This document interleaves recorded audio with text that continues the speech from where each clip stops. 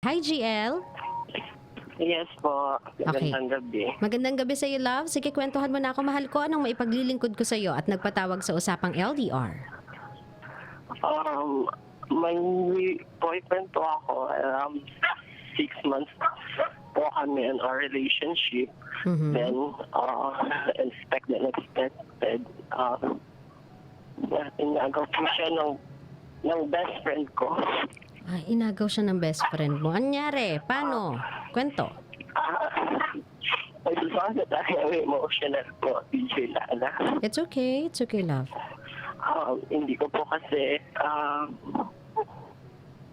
hindi ko po kasi mapigilan yung feeling ko kasi nag-break po kami last first week, September 4 this Mhm. year. So that's why na-fresh po po sa akin and I feel hurt po, DJ Lala. Yeah. Sabi ko sa kanya, it's okay for me kung babae lang yung pinalit niya sa akin.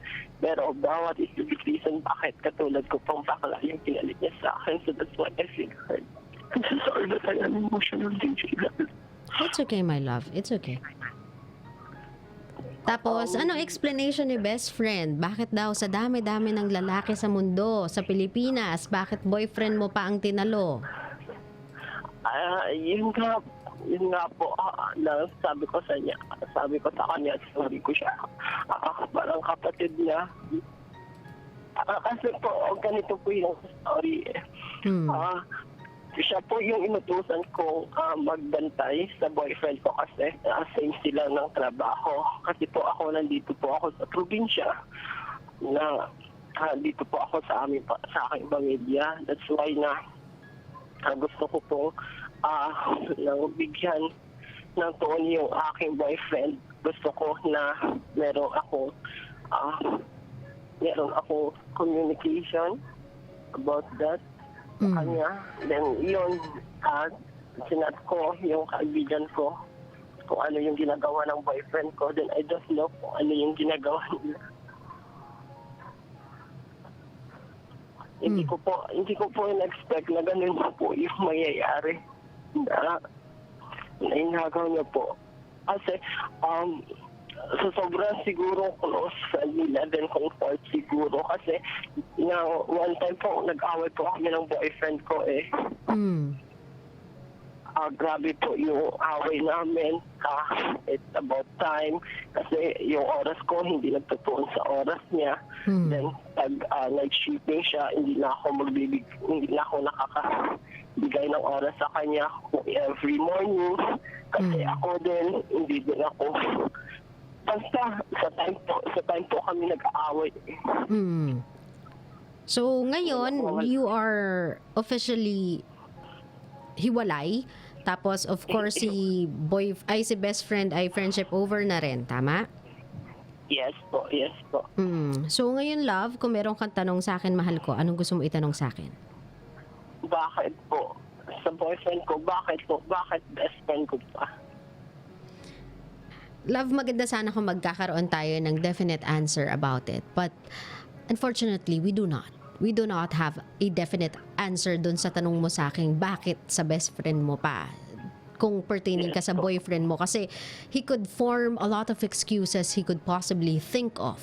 Pero none of them will ever suffice your thirst for answer. Kumbaga, walang kahit ano sa dahilan niya na magiging valid para sa'yo kasi nasaktan ka, mahal ko. That's what I want you to realize, na kahit ano pang piga mo sa kanya ng explanation as to why sa dami-dami ng pwede niyang jowain, sa dami-dami ng pwede niyang gawing karelasyon na ipapalit sa'yo, bakit best friend mo pa? Mabigyan ka man niya ng sandamakmak na dahilan, walang alinman doon ang sasapat sa sakit na nararamdaman mo. So, to cut things short, wag ka na lang din magtanong. Kasi, hindi mo din makukuha yung yung sagot na gusto mong marinig eh. Kasi wala sa alinmang sagot niya ang magiging enough para matanggal yung sakit na meron ka. But if there's one thing you got out of this kind of situation, GL, one, alam mong hindi siya yung lalaki para sa'yo kasi he can never be loyal to you. He is not invested in this relationship as much as you were invested sa relationship na to. And 2, your best friend is not really your best friend. Kumbaga, you gained more kesa mas malaki na wala sa'yo. Kasi you were, sabihin na natin, sa buhay mo, nabawasan ka ng 2 toxic na tao. 2 taong hindi mo mapagkakatiwalaan, 2 taong nagpatunay na sila ay ahas. So, it's a good thing. At least sa buhay natin, lumiliit man yung sirkulo na meron tayo, lumiliit man yung circle of people that we trust, at least alam natin sa mga puso natin, na-try ko na yan, na-test ko na yan, subok ko na yan. Yung friendship namin, yung relationship namin, sigurado ako, hindi yan mapapantayan ni numan, nor mabubuwag ni numan. Naintindihan mo ko, mahal ko? I know masakit siya, love. Pero there's nothing I can say to make things easy. Kasi yan talaga yan, mahal eh. That's the risk we take and that's the risk you took when you fell in love with a person. Kumbaga, yan yung isa sa mga bagay na kailangan nating suungin at tanggapin na kapag nagmahal tayo, it's inevitable na baka masaktan tayo. Kasi hindi naman lahat ng minamahal natin happily ever after. May mga bagay talaga at taong dadaan sa buhay natin para turuan lang tayo ng leksyon, saktan lang tayo para mas maging matatag tayo, mahalin tayo at paibigin tayo para matuto tayo kung paano magmahal, pero that doesn't mean na they will stay in our lives up until the end of our life.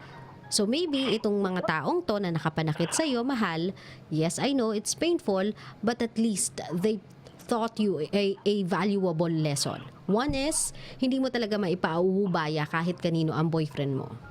Hindi mo naman pwedeng sabihin na, uy, bantayan mo to, uy, tignan mo kung may gagawin niyang kalokohan. You can never do that. Kasi even if bantayan mo yan o hindi, ang taong magloloko, maghahanap ng paraan para manloko. Unfortunately, hindi nga na tuklaw ng iba ang boyfriend mo, natuklaw naman siya na mismong best friend mo, o di ba? Parang kailangan mo nang tanggalin yung ganong mentality and habit sa'yo na pinababantayan mo yung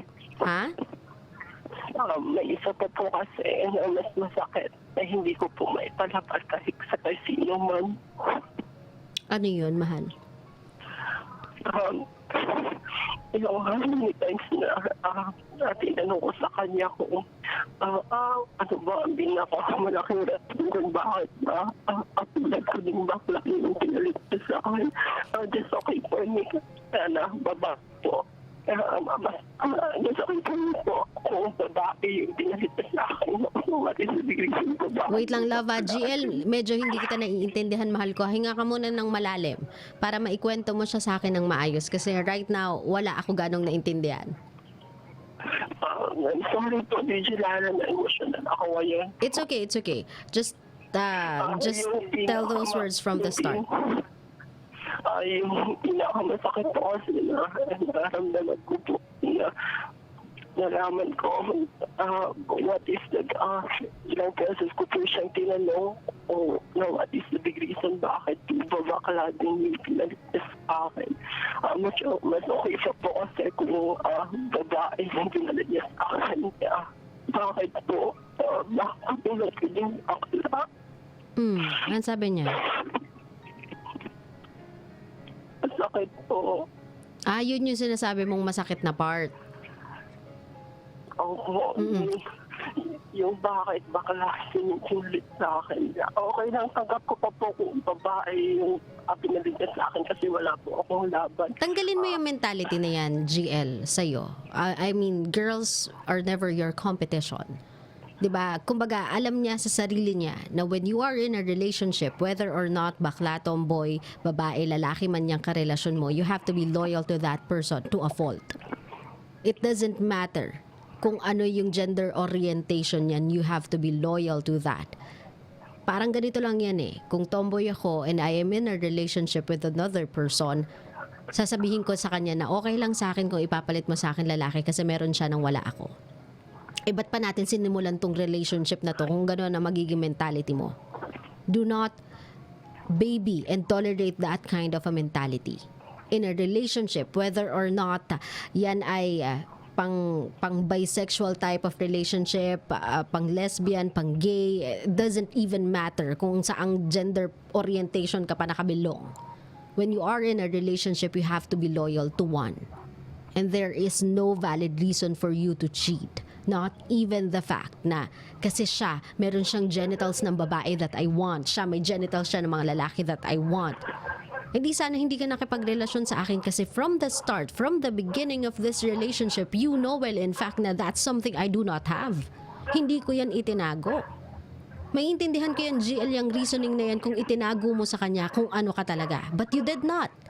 Nung pumasok siya sa relationship niya na yan, alam niya sa sarili niya kung ano ang hindi niya mararanasan. So, that reasoning of yours, you have to let it go. Yeah, okay lang po sa akin ko ay pinalit niya sa akin babae. No. You don't have to be okay with it. Kasi when you are in a relationship, huwag kang tumanggap na ikaw ay second option lang dahil sa gender orientation mo, wala kang laban sa aming mga babae. We are not your competition. In this world, maraming temptation dyan. Yan ang kalaban mo, not us girls.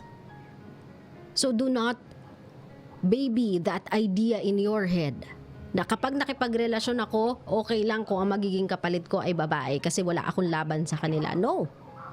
Bakit ka magiging okay with that? Pwede akong pumili ng ibang tao pero ikaw yung pinili ko. At sabi mo, mahal mo din ako. Kaya nga pumasok tayo sa relationship na to eh. So I would expect, with or without it, yung sabihin na natin, yung pinaka-factor na magpapakababae sa akin, you will love me just as the same. And you will treat this relationship just as the same thing. With certain respect, loyalty, and faithfulness. Naiintindihan mo ako, mahal ko? Opo. Oh, so that is a bigger indication or bigger indicator na itong taong to is not really someone you should throw your life with. Kumbaga, itong taong to, maganda nang dumaan lang siya. Hindi na siya nagtagal pa. Kasi kung magtatagal siya sa buhay mo, baka mas malalang sakit pa yung maidulot niya sa'yo. Naiintindihan mo ko, mahal? Opo. You move on with your life, GL. I know it's gonna be painful. I know it will hurt. But then again, sabi ko nga sa'yo, you gained more than you've lost. Kasi at least, di ba? Nawalan ka ng 2 toxic na tao sa buhay mo. 2 taong hindi totoo sa'yo. 2 taong pinipeke ka. 2 taong plastic sa'yo. In short.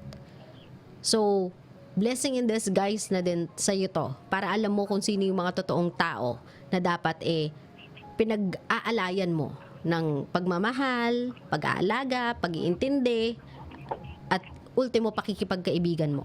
Naiintindihan mo ko, love? Okay, so let it Hindi po ako napiling tao. Oy, it's okay. We love it, GL. Ganun talaga yun eh. Kapag magmamahal ka talaga, gagamble ka eh. Whether or not that boy is a popular or an unpopular choice, kapag sa kanya tumibok yung puso mo, you can never stop yourself from loving a person. And since pareho kayong single, you saw nothing wrong about it. And since nagpakita din naman siya ng motibo na he likes you too, you jumped in. So you did everything on process. Ginawa mo lahat ng wala kang tinapakang tao. Just so happen na si Kuya is not as invested as you were in this relationship. And that is not your fault, mahal. Nagmahal ka eh. Nagtiwala ka eh. Inevitable naman yun na susugal ka. Yun nga lang, nasaktan tayo. Pero gano'n naman talaga, love. Hindi naman sa lahat ng klase ng venture natin, in every relationship venture na meron tayo, lagi tayong panalo eh. Kaya nga tayo nausuhan ng ex eh. Kaya nga tayo may tinawag na ex. Kasi hindi lahat ng magiging karelasyon natin perfect na yon. Happily ever after. Kumbaga, a chosen few lang yung tipong siya ang first ko at siya yung last ko. Sobrang fortunate na mga taong yun to have found each other ng agad-agad. Pero tayo, Kailangan ko na lang po. kailangan mong what? Kailangan ko na lang po we accept what is the reality. Yes, love. Yes, love. Wala na naman tayo magagawa yan. There's no arguing about it. Ngayon, para to let it all out and to finally move on from it, let's do a final message. Kung meron kang gustong sabihin dito sa best friend mo, unahin na natin siya. Isang taong pinagkatiwalaan mo, isang taong minahal mo, tinuring mong kapatid. Ano gusto mo sabihin sa kanya? magpakasaya na lang po sila siguro. That goes for the both of them na, hindi na iisa-isahin? Hindi na po. I feel hurt. Bakit po kasi? It's okay, it's okay. Wag mo nang alamin yung sagot or wag mo nang ipilit yung tanong mo na bakit kasi nagawa nila sa akin to. There's no valid reason as to why, love. You just have to accept that it is what it is. Ito na talaga yon. Even if mag-contest ako, maglupasay ako dito, umiyak ako ng dugo, hindi ko makukuha yung sagot sa tanong ko. Kasi no answer will ever be valid and enough for me. Kasi masakit. Kasi unreasonable na ginawa yun sa akin ng best friend ko at ng boyfriend ko. Wala kasing tamang sagot doon, mahal eh. So stop seeking for answers you'll never have. These are the moments sa buhay mo na you just have to move on from it. Naiintindihan mo ako, mahal? Opo. Okay. So GL ha, have a great night, love. Drink a lot of water and then go to sleep. Tomorrow pagising mo, isipin mo na lang pagtingin mo sa salamin. Maganda naman ako eh. Mabuti naman akong tao. Mabait naman ako at wala akong tinapakan kahit kailan. Siguro hindi man ngayon. Yung love na hinahanap ko darating din sa akin. Maybe not now, pero soon enough, baka dumating din siya. So, instead of living in the past, asking questions that hindi naman masasagot, I'll just try to move on, to move forward and live my life. Okay? Okay po. Maraming salamat, GL, sa pagtawag sa programa ko. Ingat ka lagi, mahal ko, ha? Thank you very much po. God bless. Thank you, GL. Ingat ka lagi, love. Bye!